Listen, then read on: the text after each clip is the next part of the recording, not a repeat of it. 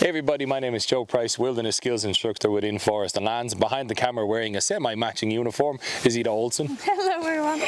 And today we're taking a moment to talk about these bad boys, and it's the bracket fungus of the boreal forest. In particular, we're going to talk about these beasties, Fomes fomentarius, also known as Horse Hoof Fungus, also known as false Tinder fungus. So before we go down the polypore hunting road, there's just some nomenclature that we need to figure out before we do. The first thing is substrate. Knowing the substrate of any mushroom is always a good step towards identifying what that mushroom is. And the bracket funguses all grow on trees. So it's very easy to identify the substrate because unlike soil or the ground, it's a tree which we can identify. So on this tree here is a birch. So of course we're going to get all the birch polypores. The birch tree is the substrate for the birch family of polypores. In this particular one, we're going to concentrate on Fomes fomentarius, the horse hoof fungus, or the false Tinder fungus. So once we have identified the substrate being birch, next of all we want to look at the crust of the polypore. And the horse hoof fungus has a very distinct crust. It does look like a horse's hoof.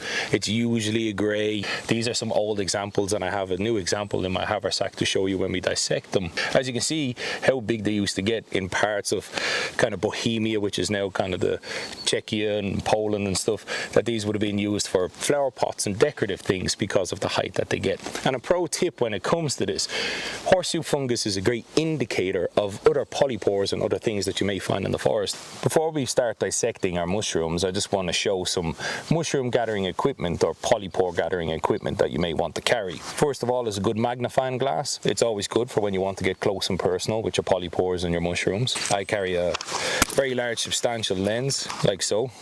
And it's great for starting fires and everything else, but I mainly just use this for foraging to be able to get nice and close into the substrates like we talked about, and nice and close into my mushrooms that I want to examine. I carry a good field journal because nobody remembers everything when they're outside, so sometimes it's nice to write down some characteristics, substrates and whatnot before you go out, just to help you in the field identify what things are. One thing when it comes to gathering polypores, not mushrooms, but when it comes to gathering polypores, a good belt axe is a great one for this, because polypores, as you can see, are super hard. These are rough on knives, rough on belt knives, rough on foraging knives, but axes are up to the task.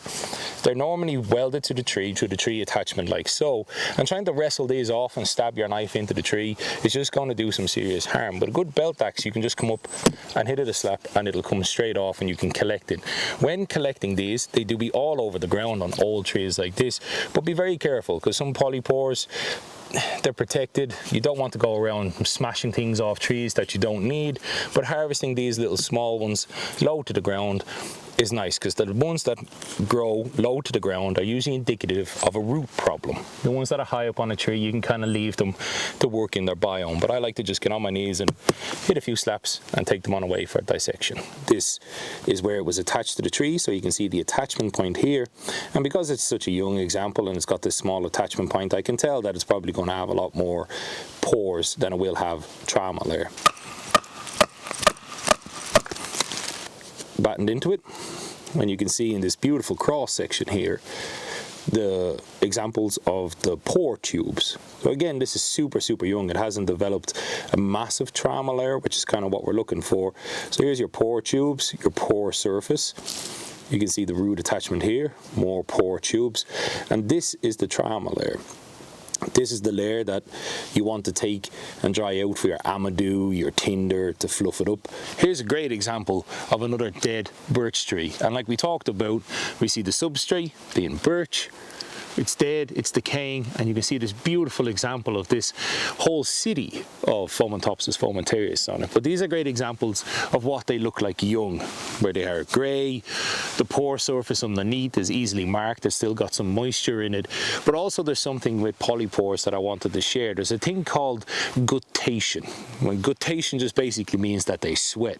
So when you have red banded conchs, like on the pine trees, or you have the birch polypore itself, they gather an awful lot of sweat or dew on the outside of it.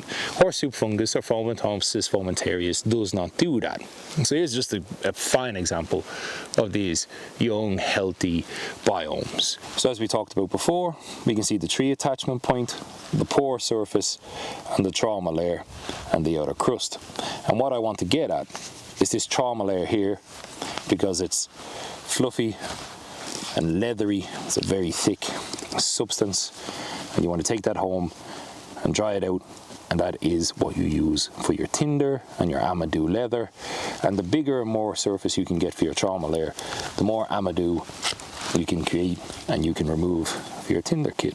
When you look at folklore from all over the world, and Fometopsis fomentarius has been used all over the world, from Native American Indians to Canadian Northern Indians, all the way through to the Alps, and this was found on Otzi over 5,000 years ago. Otzi, the original bushcrafter, for want of a better word. But I wanted to clear up some things about that. Otzi was found with two types of mushrooms on him. He was found with Fometopsis fomentarius, which was for fire, and he was also found with Fometopsis betulinus, or betulina, which he used for medicinal purposes, and that we'll cover in the next video on Fometopsis betulina. But for fire purposes, this is your man. Although it is called the false tinder fungus, it is more just a colloquial term to distinguish it from chaga. So now Fometopsis fomentarius is just as good, like we talked about with the trauma layers. It is not to be confused with the stropping fungus. Stropping fungus is birch polypores, Fometopsis betulina. But the uses for this were basically the same thing. It was a styptic, so you could take these pieces off and you could use them for a plaster. It was also used ritually for smoking. It smells really good. In fact, the Japanese call it kanakabi. And another way to identify it is if you open it up and you smell polypores, especially horse hoof fungus, it should smell like green apples. It has a beautifully distinct smell of green apples. Some of the Victorian uses was people used to cut off the trauma layer, or they take it home and take off the crust, and you can keep your needles in it.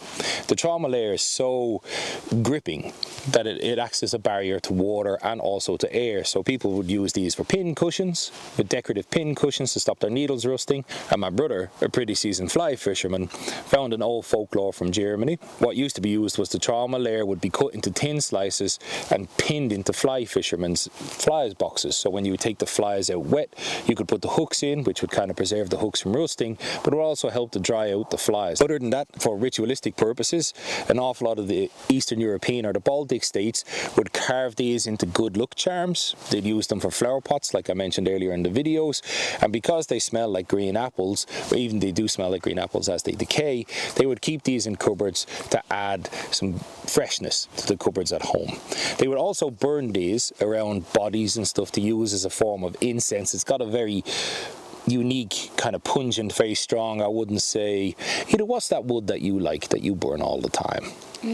Palo Santo. Yeah, I wouldn't say it's as sweet as Palo Santo, but it definitely has a very pungent aroma to it, and people used to put it around bodies to ward off evil spirits, and you can kind of burn it in your home.